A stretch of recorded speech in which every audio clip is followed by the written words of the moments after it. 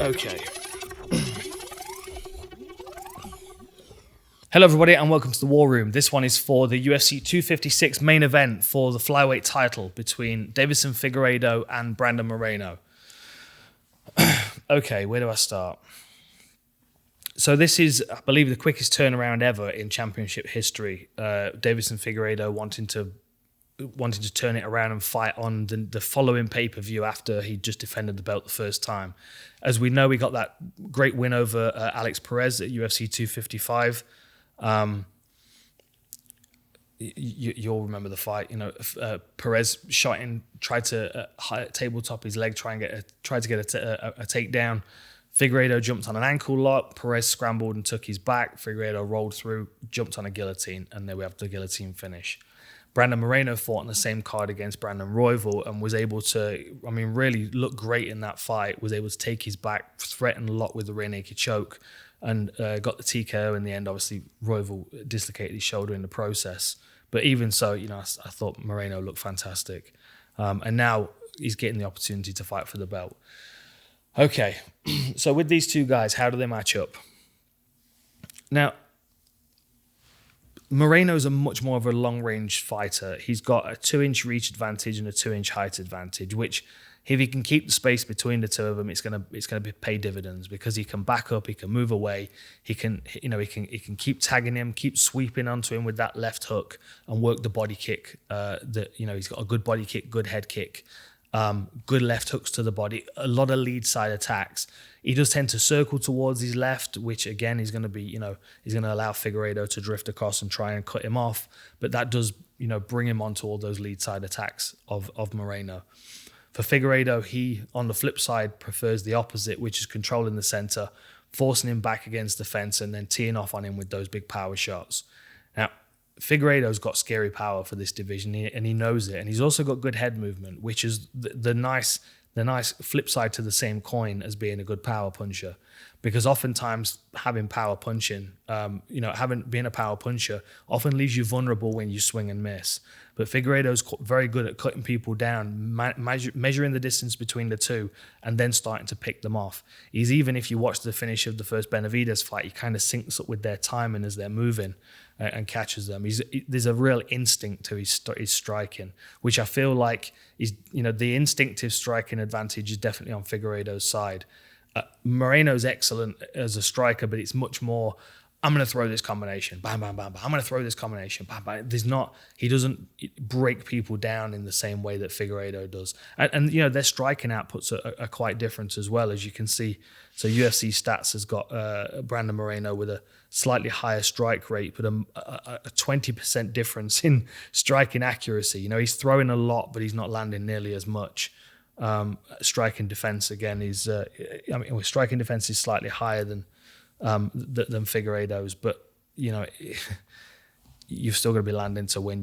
We're not scoring defense, and trading with Figueiredo is really where he doesn't want to be, because even if his striking defense is better than Figueiredo's, it's not an equation that he's going to win most of the time. Okay, so let's just focus on the striking for the moment. So as I was saying, Brandon Moreno, he tends to circle towards his left. He has a lot of lead side attacks from an orthodox stance. Hooks, body kicks, head kicks, inside low kicks, good hooks to the body as well, particularly in his earlier career. In his later career, when we saw him facing Kai Kara-France, he's got a really nice jab. A clear difference in his first and second stints with the UFC. I'll come on to that in one moment. His striking in the Kai Kara-France fight is really what we need to see in this fight coming up. He needs to be smart and he needs to be confident, but he also needs to not kind of hang out in the pocket too long. Because, Kai Kara-France is an excellent striker. And what we saw from Moreno in that fight was tag, move, tag, tag, tag, move. He would hang his face out there a little bit as bait, but, it was a very, very high level striking performance from him. And I think, obviously, when you're fighting someone like Figueiredo, you need to be aware of the dangers, but that also can't make you so timid that you just let them walk you down. Because if he's going to have any success in this fight, or if he's going to shoot on his own terms, he's going to have to set it up with some strikes. He just can't get walked down up against the fence and allow Figueiredo to tee off on him. And you know Brandon Moreno as well as I do. He's not that kind of fighter. He's a smile and grin. He's pull faces at you. He enjoys the actual fight itself. So the balance between enjoying himself too much and being intelligent is going to be the challenge in this one. But that's what determines whether someone's a champion or not. And Moreno's definitely got the skills to beat Figueiredo, but I feel like he's at this point in his career, particularly, he's maybe slightly outmatched in every range, and that doesn't in any way count him out. We see people win with tenacity and conditioning alone sometimes. So that doesn't mean that Brandon Moreno's out of this fight, but bear in mind, if it's in the striking range, it's going to be him getting pushed back. It's going to be Deiveson Figueiredo trying to land power shots, and then behind the power shots, he can step in and start smashing with elbows. We saw in the Pantoja fight, we saw in the Beltran fight. He hits people with clean elbows. It concusses them. It cuts them. It takes the fight out of them, and it also allows him to move into range with confidence, knowing that if they do lock up with him, they're usually a level change in which then opens up his guillotine, which, as we know, is one of the most consistent things of his career, aside from his knockouts. So let me just cover that. 20-1 in his record. He's got 9 knockouts on his record. He's got 8 submissions. 5 of his 8 submissions are guillotines. He does have 1 rear naked choke on his record, and that is obviously the Joe Benavidez fight where he won the belt as well. So clearly favors clearly favors guillotines. 5 of 8 submissions. On the flip side, Moreno's 18-5. And much like the 1 loss on Figueiredo's record, all of 5 losses on Moreno's record are all decisions. So both of these guys are tough as old boots, and they should both be able to beat 10 bells out of each other without not breaking. 3 knockouts on his record out of 18 finishes, but 10 submissions. And of these 10 submissions, 5 of Brandon Moreno's submissions are rear naked chokes. So that their ground games complement each other quite well. What I would say is that Moreno's got a more aggressive wrestling game. I would say that if this fight does turn into a grappling tussle, that it will be Brandon Moreno that will be opting for that, especially if he's backed up against the fence with Figueiredo throwing power shots at him as he's trying to cover and find his exits, which there won't be many with Figueiredo because his footwork and space management is excellent as well. So what we're probably going to see is Brandon Moreno level changing and trying to get the takedowns, in which case his first port of call is neck defense. And in the last round of the Pettis fight, which was 5 rounds in Mexico City, keep that in mind. 5 rounds at altitude. We've already seen Brandon Moreno do that. We've not seen Figueiredo go past the 3rd round. So that's another ace card in the back pocket of Brandon Moreno. Push him into the later rounds, the championship rounds, and see if that muscle mass can continue working at the pace that it does, still throwing power shots. That's what I'd be thinking if I was in Moreno's corner. Anyway, I kind of diverted. So the way I'm kind of playing the fight out in my head, most times it's Moreno backed up against the fence. It's Figueiredo throwing power shots at him, maybe crashing him with some elbows, and Moreno level changing. So that's where I was. The last round of the Sergio Pettis fight, he showed good takedowns with excellent neck defense.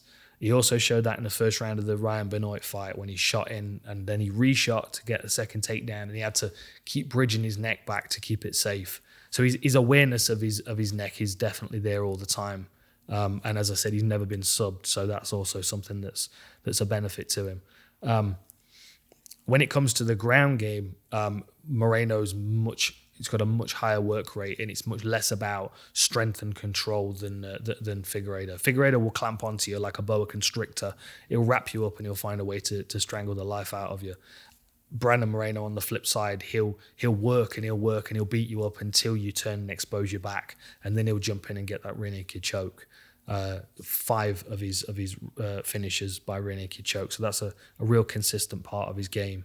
And you think back to the Dustin Ortiz fight, that was from a head kick, threw the head kick, hurt him, knocked him down, and then jumped on his back with the rear naked choke. Sometimes you don't have to be better at striking or grappling than your opponent. Sometimes you just need to combine the two to get the finish. And, that could be a potential option for Moreno here. Because he knows that Figueiredo is going to be pressuring him the majority of the time, he could walk him onto something that might not knock him out, but it might knock him down. It might hurt him. It might daze him for a moment and, take away 50% of his responsiveness on the ground, in which case Moreno can jump on his back and search for that rear naked choke that he's so good at. What haven't I talked about? Lead hand attacks. Happy to stay in the pocket. Yes. Sub defense. Okay.